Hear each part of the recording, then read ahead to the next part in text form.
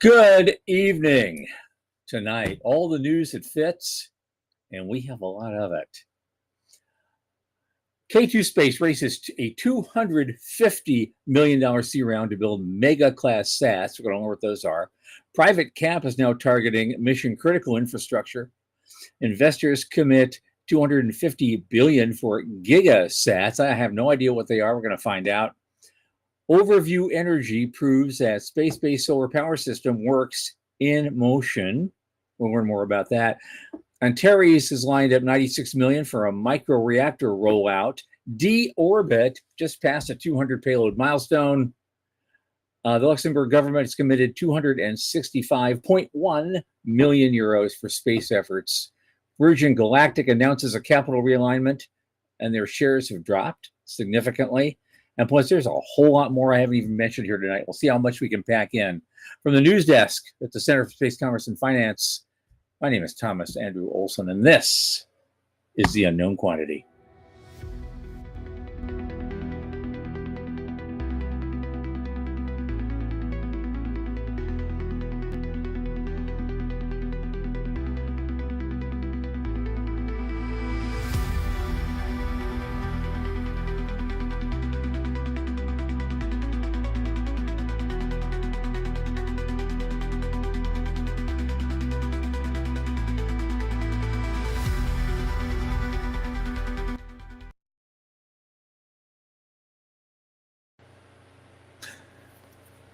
And as you know, this program is sponsored by the Center for Space Commerce and Finance. And what do? We champion and strengthen emerging space startups and space-adjacent enterprises worldwide through advisory, access, and advocacy, our pitch events, and world-class boot camps, fortify startups to be better investor-ready. Now, a lot of our work, especially this podcast, is supported by our listeners and fans like you.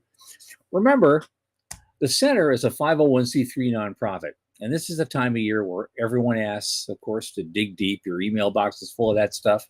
We're sending our own annual appeal letter out right now, and it's actually supported on our website right now.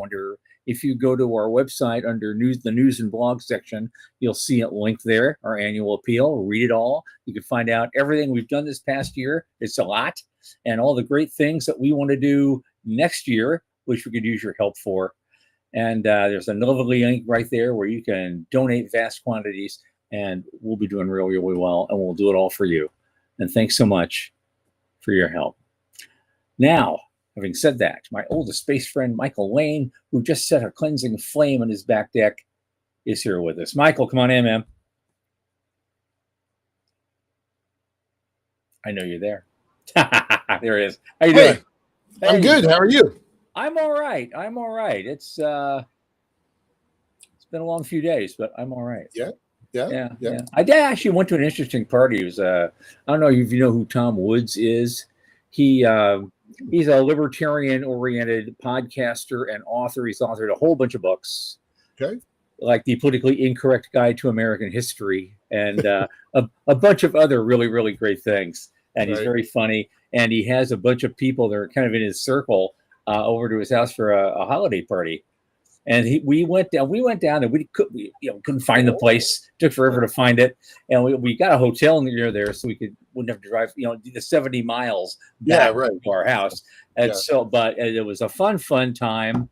They did a game show. He wanted to be a game show host, and so they picked a blast from the 1950s called "What's My Line." Some of you may remember this, and they recreated it. Cool. And it, live in real time with a bunch of people hanging around. It was an absolute gas to watch. It was very funny. The dinner was catered. God, it was incredible. The caterers, I got their business card for future reference. Oh, that was amazing. It was amazing food. And so a fun time all around with about 70 people that I did not know. So I just had to dive in. That was a whole different world. But that was the world I got involved in when I took the marketing course and did all the other stuff. Right. Yeah, sure. And so I had, I did that.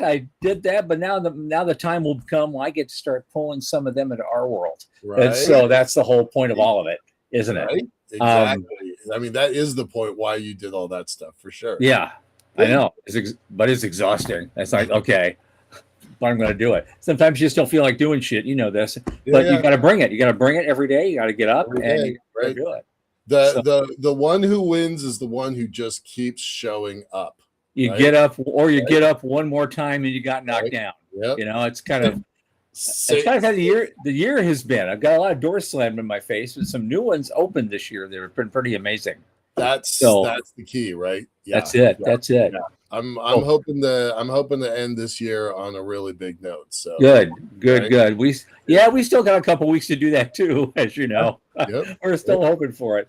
Yep. How are you doing? Where you been? Were you? I'm good. I'm good. I'm doing a lot of stuff for mom back and forth to the hospital. She's doing great. Nothing to worry about. Nothing to worry about at all. But these are all follow-up appointments, right? Good. So it's good. It's good. We got hit with a gigantic storm, which I'm really used to having grown up here. But it is causing chaos out here. Power's flickering, internet's going in and out. People are getting rerouted for traffic. Let me put some pictures up. This is actually breaking news, and I mean breaking in the worst way, because things are breaking, right? A levee broke about an hour ago. And I forgot you had levees. I knew you had a couple of floating bridges. Right. No, well, the floating bridges actually those sunk about 10 years ago. So there's long stories about. We've had 2 bridges that sunk, and those are pretty entertaining stories, but not today's night. Not today's story. So among other things, the Green River is going crazy. It's way above flood stage. For the most look at that. Yeah, it's so everybody knows that Seattle, I think people know that Seattle is the home of Boeing. So we've got this area called the Kent Industrial Valley, and I think it is one of the most important points in America, and their supply chain makes Boeing fly. But they also do all this other thing too. I think they're going to become a robotics center in the country. This is what makes everybody remembers that SpaceX and Amazon's Leo are both built here in the Pacific Northwest, just about 40 miles north where this is happening. And really critical components to this industry are being, overwhelmed. So this levee broke, it spilled into everywhere else. This is our Kent Industrial Valley here. Fortunately, a lot of the water went into farmland, but on the edges, this is Boeing Field, and Blue Origin and Stoke and Portal and Starfish, they're about in this area, and then some of them are down this direction. So this is stuff that's happening like right now, and they're closing down freeways. This freeway is not that one. This freeway is shut down. This freeway is shut down, and this freeway is shut down. No. So hours-long traffic jams at the very least today. So it's going to have impacts. It will have impacts in our sector starting this evening. So. Okay. Have the storms subsided at all? Or? They really haven't. This is hopefully the end. We've had basically a week and a half of nonstop rain. More than 15 inches of rain in the last week. The mountains have gotten more than 20 or 25 inches of rain, not snow, rain in the mountains. So that's melting a bunch of other stuff. You can kind of see the quality of the water. It's just mud, right? Yep. Yeah. So we're all kind of watching this really, really close. I have nothing to worry about. I'm on the top of a hill, so for me, it won't individually impact me, but for the region, it's pretty spooky. Yeah. I remember being down that. I remember being in that area. I lived in that area when, not in Seattle, but down in Portland, when Mount St. Helen blew up. Oh, yeah. All the rivers looked like that. for like right, weeks. right. Yeah. Yeah. Well, all right. I'm going to go there for a second because I've had this theory that's been hard to prove, but this much water is an insane amount of weight, right? Yep. This they call it an atmospheric river if it comes off of Hawaii or off of Japan. And the second hit that we got was called a Pineapple Express, and that comes off of Hawaii. Yeah. And between the two of them, that's why I say 15 to 25 inches of rain. That much weight has caused earthquakes, and we had an earthquake this afternoon about 3:00. Sure, it soaks into the soil, it leaches down in, and now you're going to get the slides. Oh yeah, you're going to get the mudslides and the landslides. Oh yeah, that can also block all the roads without flooding. Exactly. I drove up to my house yesterday and some windy roads. Well, I guess it was a couple days ago. Some windy roads, and there were all these little rocks in the road. Nothing that was an actual landslide, but you could tell stuff had come loose. So, there's that whole area from British Columbia down through the Bay Area, in California, is prone to stuff like that. Yeah. So yeah, stay safe, man. So, good luck. Well, if Mount Rainier pops off, I'm going to be offline for a little while, right? I'm close enough to Rainier that I'm going to have a really bad day. So, yeah. All right. Yeah, it depends on which direction it goes. Yeah. Hey, Jason, nice having you back, buddy. I know you've been on the road a lot. It's nice to see you again. So let me open up the chat room. Let me do that. Come on. There we go. Yeah. There they are. Right. K2 Jason and Jason. Okay. Jason's sure. Maybe we'll get more later. Okay, what's up? We already showed you our annual appeal letter. So what's up first? I just put this in order just for giggles. Sure. This outfit called K2 Space is raising 250 mil, or has raised it to scale what they call mega class high power satellites. Now you might wonder what the heck it is. This round followed 500 million in signed contracts with actual commercial operators and government customers. And it's the round is led by Red Point, with participation from accounts advised by T. Rowe Price and Lightspeed. I know them. Alpine Ventures. I know them. But were founded 3 years ago, and they're building satellites sized for vehicles such as Falcon 9, Starship, and New Glenn. They're building big ones. They're not building little CubeSats. They're building the big guns, the big trucks. Yeah. And the aim, this is a new class of big satellite that it's larger, it's higher powered, but it can operate in any environment, whether it's low, medium, or geostationary, rather than a single orbital regime. Yeah. A multi-orbit high power platform for comms and workloads. What they're doing. Yeah. I'm going to read their quote. Their approach isn't incremental. They're rethinking satellite design from the ground up, and the result is a platform that can support entirely new classes of missions. That's why we're confident in this team and their trajectory. That's from T. Rowe Price investment analyst Jason LeBlanc. Yep. That's pretty. Yeah. We've spent 20 years. I guess the CubeSat standard has probably been around about 20 years.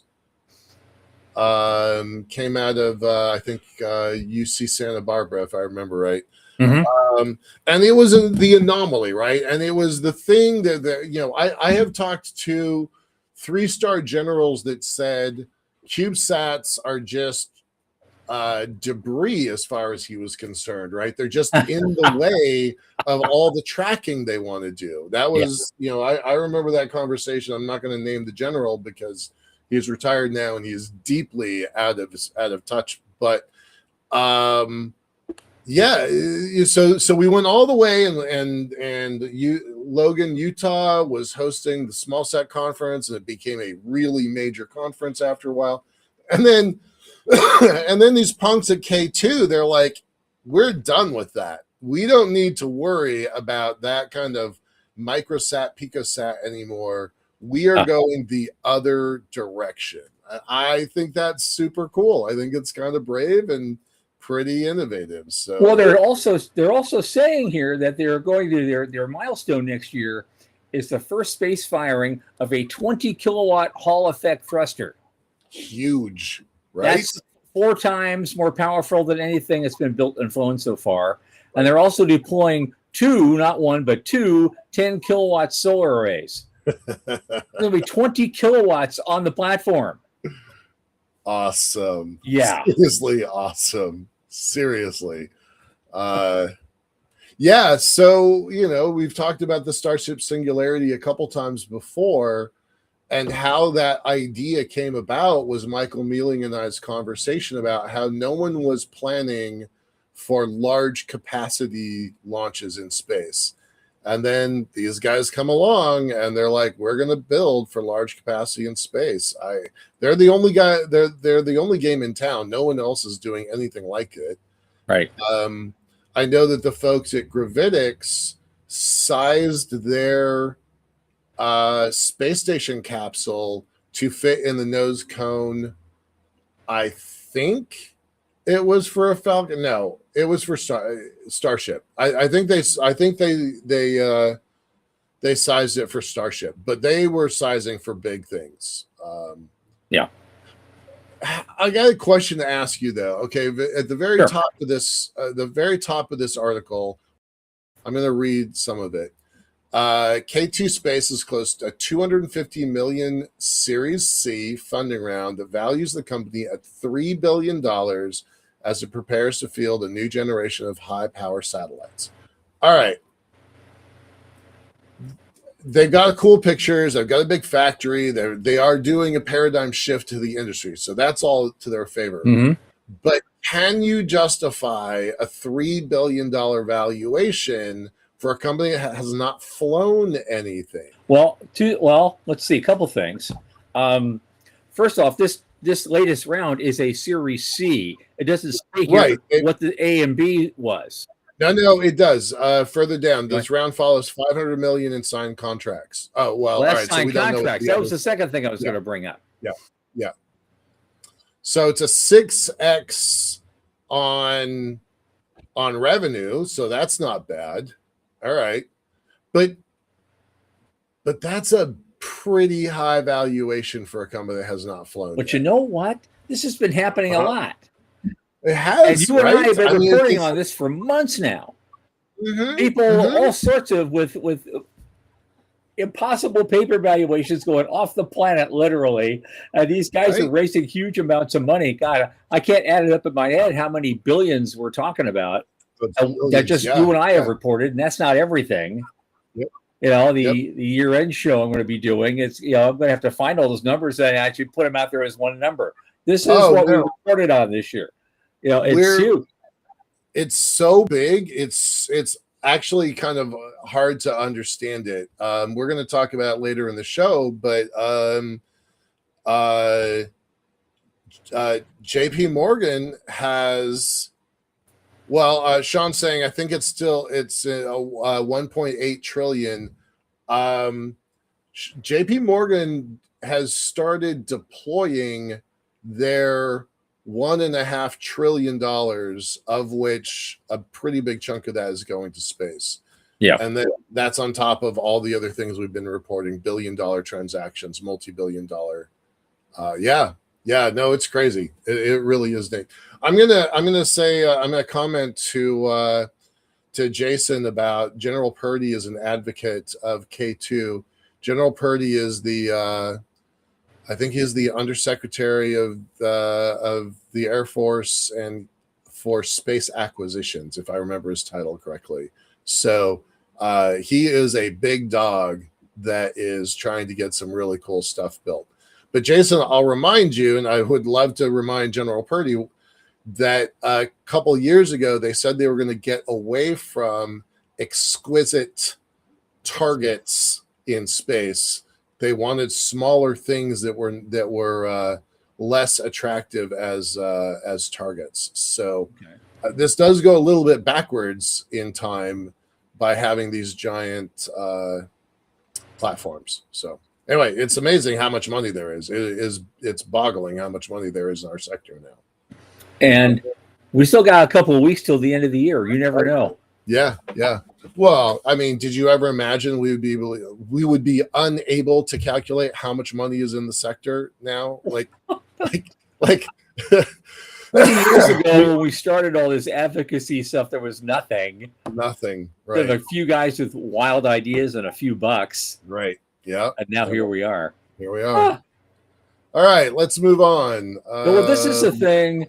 This is just a quick one. I just noticed it because I thought it was interesting. It says private capital targets mission critical software, power, and platforms in the new space economy. What they're really saying is there's a lot of infrastructure type stuff that gets built that usually ends up getting built on the government dime, whether it's NASA or Defense Department or somebody else. But now all of a sudden there's some capital companies, private capital and venture companies, and they're actually directing new private capital into more core infrastructure across the board and up and down the supply chain. Axel Points made a strategic equity investment in Odyssey Space, which is a flight software and engineering firm. Valerian took stake in Antares. We're going to talk about Antares again soon. Yep. And Valar Atomics. There's all sorts of interesting stuff going on, and private sector finance is starting to pick up on it, which I think says a lot. It does, yeah. For the industry as a whole. Okay, yeah, it's safe enough that we can get a piece of this too. Right.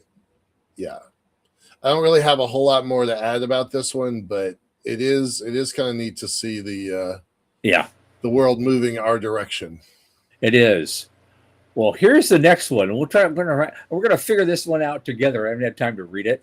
This next one is as investors commit $250 million to a startup designing what they call giga satellites. This is the same as the one we just So, is it really? So the article we just had. Oh God! Okay, same company, same everything. Yeah. No, it's the same thing. Same topic, different take on it. I was saying on my face thing because this one's actually better written. It is. No, it was like mega then giga, right? So the article we just saw had the mega side, and then that's the thing that they're building is going towards that bigger giga satellites. Okay. Yep. Yeah, they're building mega and giga. Yep. I like this line though. I'm glad you actually put this up. Like, don't feel bad about it because I'm glad I wanted to talk about this one because I think he's the CEO, Kunjar. He says, our North Star is simple. If we build these platforms well, we get to ask new questions about what's possible in orbit. And as a guy trying to build an elevator on the moon, that's exactly the kind of thinking I want to see. Like precisely exactly the kind of thinking I want to see. I would today call them if I had, any dollars in the checking account that was worthwhile, I would call them and put in an order because I need what they're building. And I'm happy to say that, right? That they will have to be a partner of ours if we can possibly be successful. Good. So good. Redesign what's possible in orbit. That's exactly what it is. So I'm glad you put this article in. Okay. Next up, interesting in the world of space solar, a U.S. Star Overview Energy. They've now proven, they claim, that their solar power beaming satellite system works while in motion, which is a first for high power wireless energy transmission. Right. And they want to do megawatt transmission from space by 2030. They have an interesting rendering on this story. So they're out of stealth mode, and there's another company founded 3 years ago. Yep. I know one of their advisors, Dr. Paul Jaffe. Jaffe has been first he was at the Naval Research Lab. And then he went on to DARPA. He just finished 20 or 30-year career in the government, and he came on as an advisor to Overview. So he brings a lot of, I would say, gravitas to what they're doing. He has been studying this problem since the beginning, and it goes all the way back to Colonel Smith and Lieutenant Colonel Garretson and their early studies. And that might have been 2006. Like, seriously, Jaffe's been at this for 20 years along with Garretson and Kyrie Smith and a couple others. So it's kind of neat to see them actually come out of in public. I knew that Jaffe was doing something interesting once he retired. I wasn't sure exactly what. Yeah. But what I was interested in is that they've raised $20 million and that there are several other companies in the industry, right? That there are 4 space-based solar power companies. I worked for one that was straight up a scam. I worked for him for 4 months. I had my first "I quit, you're fired" conversation on day number 3. I had the second one. Oh my God! 2 weeks after that, and I stayed for a total of 4 months. And I'm like, I'm out. Right. And that was 2009, 2010. Yeah. And those guys were super sketch. I'm not going to name them, but yeah. So I'm excited that there's 4 serious companies in this sector. So you can say it's a cult. You've been talking about the cult of the space elevator and the cult of the space-based solar power, but I'm definitely rooting for these folks. Well, only because of the way they were pitching it all these years. Yeah, right. Space solar would happen sooner or later, but I didn't think it happened until the 2030s. Yeah. And here we are almost to the 2030s, and it's starting to happen. Well, okay. I'm not wrong. Right. So yet. But the lean 20 million and they're already getting those kinds of milestones. That's a lean and mean operation. And I, of course, appreciate that. Yeah, for sure. A lot. That's pretty good. One other thing to point is that they're I don't know most of these funding companies, but the Aurelia Institute is that's Dr. Ariel Eckblau's group out of MIT. And they're really interested in big infrastructure in space. Eckblau has pioneered like Lego-like connectors for large platforms in space. So they have a natural connection to this. Like, they want to see large systems in space with Lego built construction. So yeah, pretty happy about this. I'm familiar with Earthrise and Prime Movers. So it's a good group they pulled together. Yeah, absolutely. Yeah. Okay, cool. I will point out though, they did not get to space to do this. They were doing this via an airplane. So so yes, it's a moving target. It's not a moving target, it's a moving platform. Doing it in space is definitely the next hard step, but that's the next thing they want to demonstrate next year. Yeah. Pretty happy about that.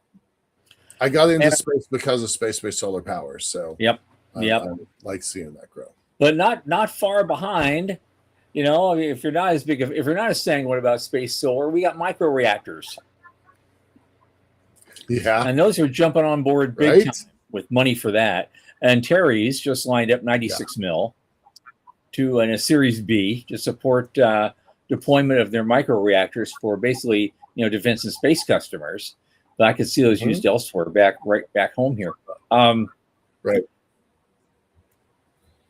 And so it's 71 million in new equity and 25 million in debt earmarked for equipment purchases, factory build out, and uranium procurement. There you go. Well, you kind of need that, I guess. What's the purchase order for that? We would like. Yeah, they're not building. They're not building. Molten salt thorium stuff yet. So they're gonna do what they know. But they're months away from their first demonstration, which will validate everything they've done, and then and produce a prototype in 27. So they've already raised 130 mil. Crazy. Date. Two years old. and I then go to know another one. Here we 130. go again. Yeah. Right? Yeah. But they get a crap ton of money really early on, and then boom, you get to do all sorts of stuff. But they want to produce 10 of these units a year. Boggling. I know. But they're not, but it'll still be 2028 before they actually are targeted for deployment. It'll take them a while. Sure. But I love this one guy, Shine General Capital Partner. He said, "No nuclear startup has turned on a fission reactor this century." And Terry's is poised to achieve this milestone in 2026. Well, it's about time, I said. Right. Yeah. Fun. All right, what do we got next? Deorbit. Yeah. Okay. You know who those guys are, right? Sure. Yeah. Yeah. Well, they've had a couple of transportation milestones, and I thought it was just interesting to note they passed a 200 payload milestone. I didn't know they'd done that many. Yeah, I don't understand what that means exactly. I was reading that and it didn't actually make sense because they have not launched 200 times. Of that I'm sure. So is it that they have multiple pieces of cargo that they're counting each one as a separate, I don't know, 200 satellites? Like, I thought these guys main job was to bring stuff back. That's what they call it, deorbit. Yeah. And so, but they've delivered 200 payloads to orbit as opposed to from orbit, which is the word I was expecting. Yeah. Well, I mean, they have a what do they call it? They have a tugboat capability, right? The space tug capability. So I wonder if that's what they're talking about. That they move things. Could be. I'm a little perplexed by this. I am. Mm-hmm. Yeah, I'm looking at this thing, and they talk about the missions they're deploying and the payloads, and there's all this great stuff that they're involved with. It's very little about how they're doing it. They're launching some Spire stuff soon. Yeah, which is another one of our poster child companies. Yeah.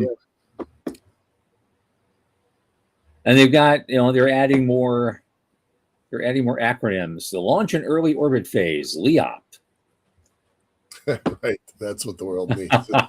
more acronyms. Yep. I thought deorbit would have deorbited more stuff than anybody else, but maybe they have. No, I think they're doing a lot of. Well, let's move on because it's a little bit peculiar. More money. I wish I had some more money. Here's the Luxembourg government, right? Paid in its share, I guess, to ESA and the EU. They've committed 265.1 million euros, which is just under 300 million US dollars for their space programs. Mostly just two of them. The ESA programs and something called Lux Impulse. So Lux Impulse is part of their innovation fund. And I want to point out, this is not new money for Luxembourg. Luxembourg has been building out space companies for at least the last 10 years, maybe the last 15 years. And they've easily put $1 billion into space companies in the last the last 10 years. Yeah, 100 million a year for 10 years. Yeah, that feels about right. They do have a link in here. I'm actually going to shout it out. It's spaceresources.lu. Okay. It's worth going to. I went to it several years ago. I didn't have a reason to. Doing something you like. But it's a really good resource, and they have annual, and I think maybe it's twice a year meetings that are worth going to that I have not. I don't fly to Europe very often, so I haven't done that. Right.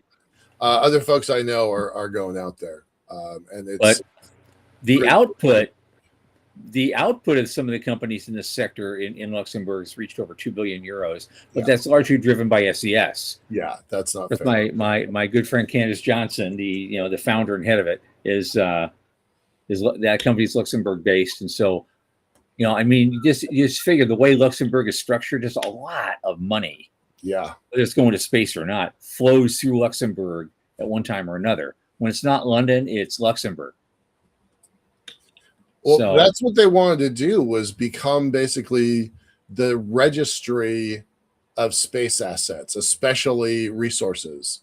In the same way that Panama and the Bahamas are registries for ships, Luxembourg wanted to be a registry for space. Oh, here's what I was looking for. okay. Over the period of 2022 to 2024, the number of companies in the sector has risen from 67 to 81. A decade earlier, which is when they started, a decade earlier in 2012, there were 16 companies. So they've really put a lot of effort into this, and they've been doing it consistently for years. Tom, do you remember they came out to the New Space Conference, Space Frontier Foundation's New Space Conference? I think it was the year that you set up the Center for Space Commerce and Finance as a separate organization. Well, we did that over 2016, and then in 2017 we started doing events. Okay, so they came out years later. Now we did do in 2019. We did have a new space conference, on South Shore of Lake Washington there. Yeah, and we did a. They were there. We did a BPC and a Space Investment Summit. Yep, that weekend. So yeah, they were there for that one too. Yeah, okay. They've been supporting the new space sector for years. Yep. So cool for Luxembourg. So all right, but put this in perspective. It's 115 million for Luxembourg's commercial sector, but we just saw Germany, Berlin, put in 40 billion for 5 years. Yep. So yeah, I'm like, well, nice try, Luxembourg, but I'm moving to Berlin. Yeah. Well, those are the inputs. Now, we'll see what the outputs look like. Yeah. Yeah. And so that'll be the other interesting part, because as Jason asks here, the fund's got to have a pathway to investment. And what's that pathway? But also, what he's not saying is he also needs they need a pathway to exit, which we always ask about. And I don't see what those are right now, except, well, so it's not all too much. So we had Lee Steinke on our show maybe 4 months ago. She was with Sislinger Industries. Sislinger Industries got their start from money from Luxembourg to start building out basically trash can services in orbit. How do we gobble up trash, space trash, turn it into ingots, and turn those ingots into energy? That's where Sislinger Industries got their start, which is how I know so much about the Luxembourg government. Is they funded the earliest days. They didn't keep funding, and there wasn't anywhere else to go, so they didn't pursue Luxembourg. But that's how they got started. And also, we had Dallas Bienhoff on the show a couple weeks ago. Offworld got some of their early dollars from. Lee is. You're right. Yes, Lee Steinke is awesome. She absolutely is. So Offworld Industries, the robotics group, the mining robotics group, they got their money from Luxembourg also. So they've been writing checks for a long time. Okay, all right. What else do we have? Oh, here's an interesting thing. This is interesting. And I actually looked it up. I actually looked up their ticker symbol. It's not crashing down as you think, but it was a significant sell-off. It started last week. Virgin Galactic Holdings and they were Right. trending downward, and they're still trending downward. They have remained unprofitable for a long time. And now I've got this ad in front of me. I can't read anything anymore. Yeah, we're Sean and I are both having the same problems on our side Okay. too. I was just reading this stuff. I was reading it earlier today, and now all of a sudden Right. Yep. Now it's a paywall. Yep. I'm seeing it right now. Well, the short version is, from what we can remember, is they changed some of their financing to put them more in line with when they expect people to actually fly, which is closer to 2027. And because they restated their potential earnings, people are like, and I'm done, right? People are just done with this company. So I hope that this doesn't hurt them. Well, they're trying to pay off a bunch of debt. They have like 170 million in debt or something. They're trying to take care of some of that. Yeah. And get their books back in order. Right. Right now, SPCE it closed today down 0.22, so it's 3.02. Right. And that's down from 4.58 just, like a month ago. Yeah, go back in time to about 4 years ago. Weren't they in the 30s? Weren't they in the 20s? 27, 26, something in that range? Well, year to date, actually, December of last year, they were trading at 7. Okay. All right. So that's not good. That's not good. So if you go a whole year, they're down about 60%. Yeah.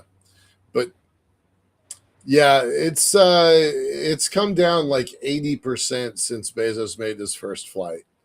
Branson made his first flight. So, you got to wonder if this company has a future or not. I personally think it probably does. I wasn't thrilled when they cut Whitesides and put in his place a Disney executive. That felt like kind of stabbed him in the back a little. But there are things I could say. I'm just not going to say them. It's the holiday season, and I'm trying to be. But I do have some hope for this company. Like, as an idea, I still think they're on the right path. I just don't love their execution. Yeah. I think this is the fastest way to get us to point-to-point suborbital, even though they have really screwed up. Like, this company goes all the way back to October 4th. What year was it? 2005 when the X Prize was won. So this company goes back all the way to that. Like, you and I were there on the field when that happened. We saw the pictures. We saw Rutan plus Paul Allen plus Richard Branson all pointing at the sky, and so this is a 20-year failure in the making. Yeah, and that's frustrating to watch. But I still think the tech is the right tech to get this to point-to-point suborbital. But now vertical rockets are going to take over, so I'm not sure where they go. But I always thought their biggest mistake. I always thought their biggest mistake was right away. They did not retain Tim Pickens. Right? Sure. At the time, Tim Pickens was one of the best rocket guys in the country. His company Orion was doing really well, and he's just a downright funny guy. He just knows his stuff. God, I remember. It was that same year. I think it was 2000. No, it's 2000. It was the next year, 2005. And there was another ISDC, and we did the fancy dinner at Udvar Hazy, and it was free wine flowing. Yeah. And Tim Pickens and Paul Contorsi and I were all sitting at the same table. This is just not right. Nice. We cracked each other up so badly they threatened to throw us out. The days. Yeah. Fun. But he was the one that saved Spaceship One. Yeah. He did. It was his work on those engines that saved that spacecraft, enabled it to win the X Prize in 2004, by the way, not 5. Yep. But yeah. Oh God, those were good days though. God, because David Livingston and I did a joint show And I was on the phone in my office in Yonkers, New York, and he was on his phone in his, office in California. And we were doing this stuff. We were talking to people. It was like the good old days at the Cape. Guys have these live interviews, and they're on the radio, and you're listening to all of it like people used to. And I got to interview Miles Davis. That was the wildest thing. And Miles Davis was there, and some other jazz great had brought him there. Said, "You got to see this." Right on. That's cool. Yep. That's cool. All right, what do we got? What's now next? We're getting into some other material. We've gotten through. We only have about 15 minutes left, so I want to be a little more choosy about which articles we go after. Well, we got here. Well, I just wanted to. I think we didn't talk much. We had two things coming up about the old Shenzhou 20 that got hit by space junk. I didn't know how. Nobody knew how bad it was until they actually took a spacewalk and went out there and saw the windows were cracked. Yep. Yeah. That can't be good. Yeah. But they sent up another ship up there and they swapped vehicles. They made it safely back. I don't know what happens to the 20 itself. I think it doesn't to really me, that's the story. Yeah. Yeah. It's kind of like the CST 100, How do you bring it back? Right. Yep. What I was so impressed with, first of all, hitting debris on your way to space is a really good way to build a fence around the world so we can't get to space anymore. So that's a problem for sure. I'm not going to minimize that. What I was so impressed with was they assessed the problem, didn't dither about it, and 2 days later, they sent up an entirely new empty spacecraft so that their astronauts would not be put at risk. I really admired that. I thought that was super cool, and hats off to the Chinese for having that capability, because I don't know if we could do that. I don't think we have a spare rocket that could be provisioned in 48 hours to fly. I'm not sure we have that.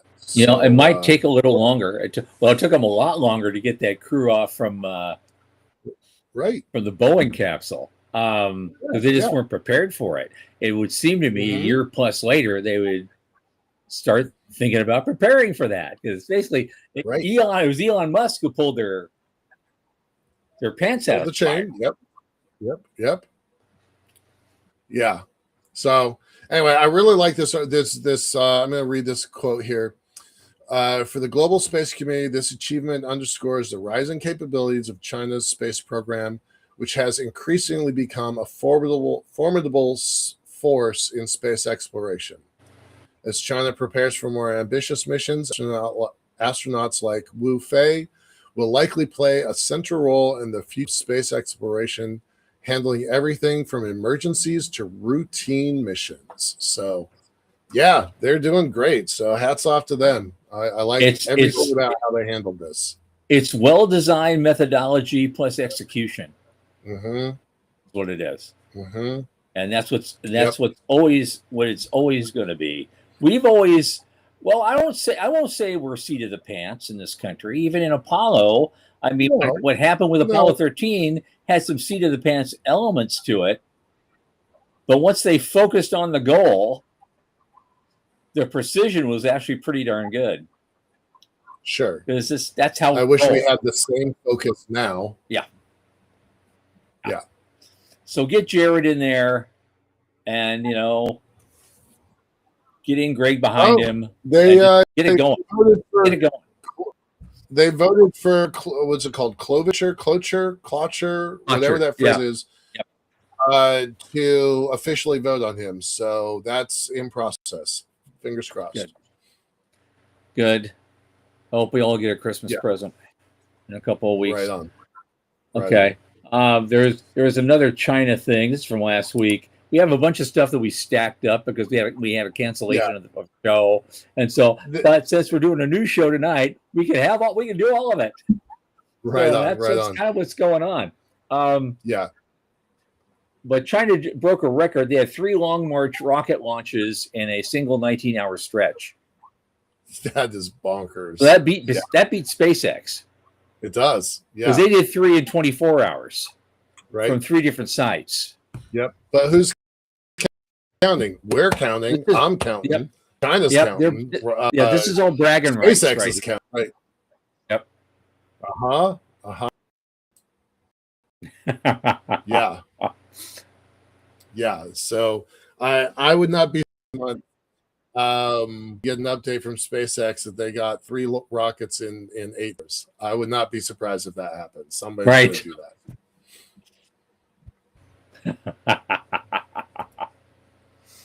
That's true. That's true. What are you giggling about? We only have Sean. Sure. do this. Boom. We got that. Boom. There's our record. Okay, what's next? Oh, I always want to call them in case you missed it. ICEYE. They European company. Right. They in case you missed it, they raised 150 million euros to expand the intelligence. That's and then that valued their company at 2.4 billion euros.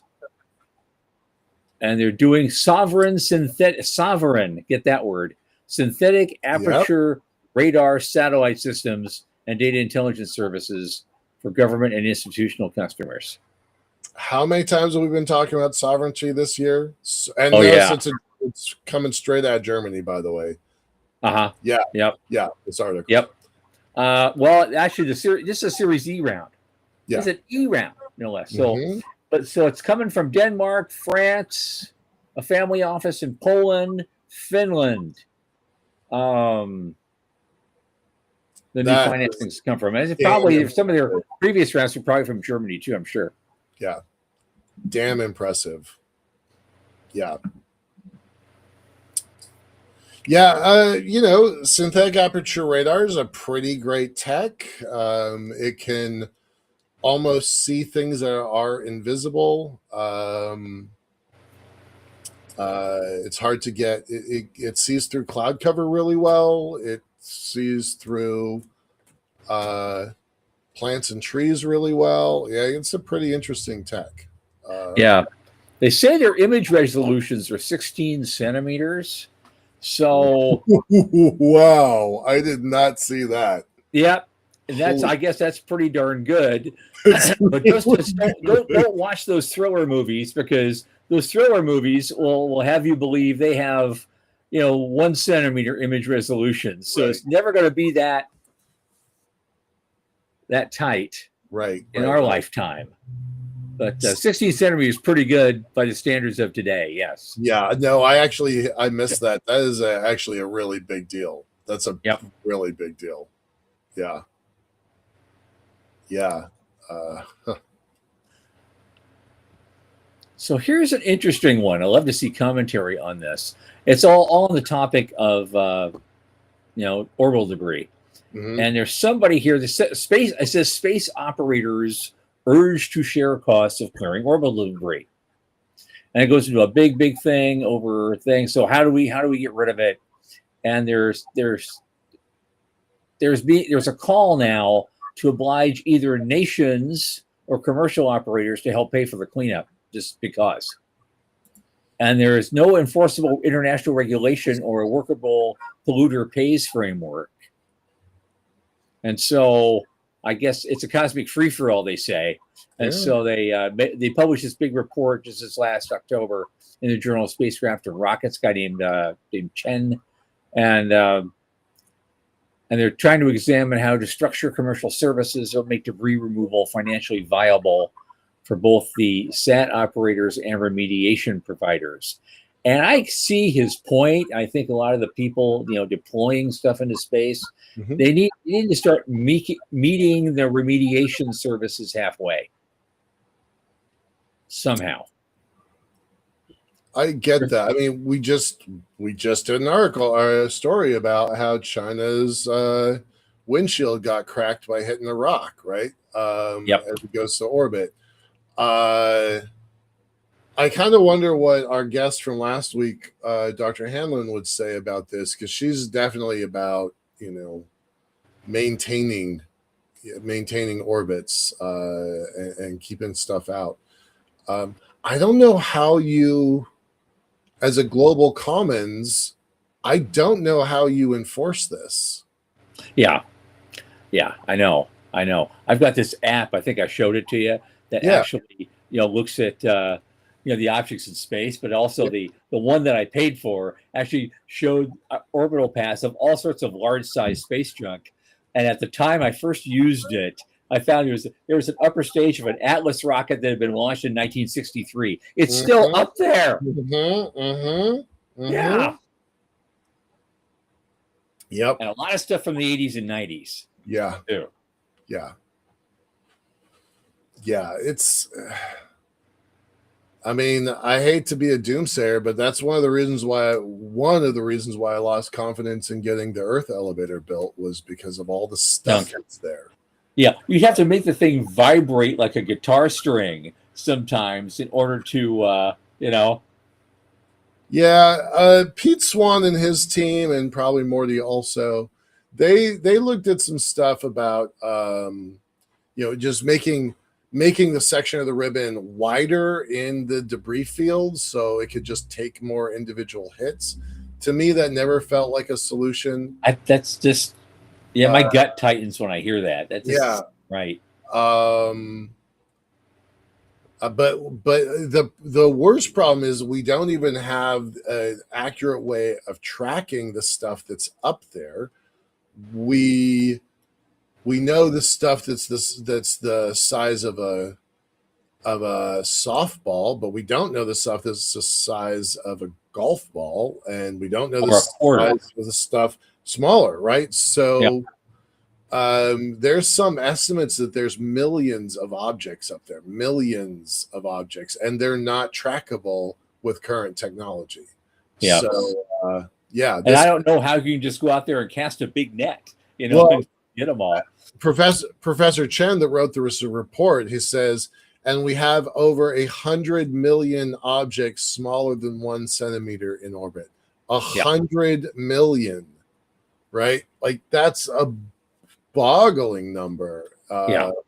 Yeah. So, yeah. Yeah. We're going to have to come up with a new way of collecting this stuff and then resmelting it up there to use for something else. That is what that was Cislunar Industries' original business model, was to do exactly which I think is brilliant, and I hope they can pull it off. Me too. Because the thing is, most of this stuff isn't metal. It's metal, but it's not iron or steel based, and so you can't just put a big magnet up there and match orbits with a bunch of the debris and turn on this big electromagnet and then just suck it all in, and bring it down, because it's not, it's aluminum, it's titanium, it's other pieces of exotic bits that, non-ferrous, it's not going to go and stick to it. Yep. All right. In our last minutes here, I'm excited about this this Fortune article about Jamie Dimon and connecting to JP Morgan's, not a typo, 1.5 trillion with a T national security initiative. We broke this news a couple, maybe 2 months ago now, because I've, at a very, very minor level, I've got a very, very minor inside track on some of the stuff that's happening at JP Morgan, and I got notified about this the day that it was announced, and a big chunk of this $1.5 trillion money is going to space, right? But the list of people that JP Morgan has brought on, you got Jeff Bezos, so he did okay with Amazon, but what I care about is Blue Origin, right? You've got Michael Dell talking about compute power. I don't know why they brought in. I'm sure I know why they brought in the Ford Motor Company, but Johnson & Johnson, General Dynamics. But yeah, they're bringing in big names to help shepherd this money. I'm super impressed by this, right? And we've talked about before that probably maybe 10%, maybe 20% of this money is going to go into the space sector. So, yeah, I'm watching this fund very closely. Right. Yeah, I have high hopes. And while we're watching it, let's try to figure out how to tap into it somehow. I'm trying. I am trying. We can do here for the center, for your stuff. Yep. I mean, right. Yep. Yeah. My guy there, he says, we're JP Morgan. We don't even get out of bed for $25 million. Right. Right. They deployed $7 billion this week for a zinc factory. Apparently, some folks in Korea want to set up a zinc processing plant here in Washington State. And so that was their first deployment out of this new fund. Yeah. But yeah, these are some smart folks they put on this system. So huge money, which we keep reporting. I guess if you stick around, folks, for our end of the year show, we're going to add it all up for you and tell you just exactly how much we're talking about, and you will be boggled. And on that note, Michael, our next on Thursday, Wes Fairs returns to the program, who I'm sure will offer yet another interesting take on property rights in the high frontier. And boy, do we have some probing questions for him. That's going to be a lot of fun. As always, 8 p.m. Eastern on Thursday night. And from the news desks, from the Center for Space Commerce and Finance, for Michael Lane and Sean Key, this has been Thomas Andrew Olson. Keep watching the skies.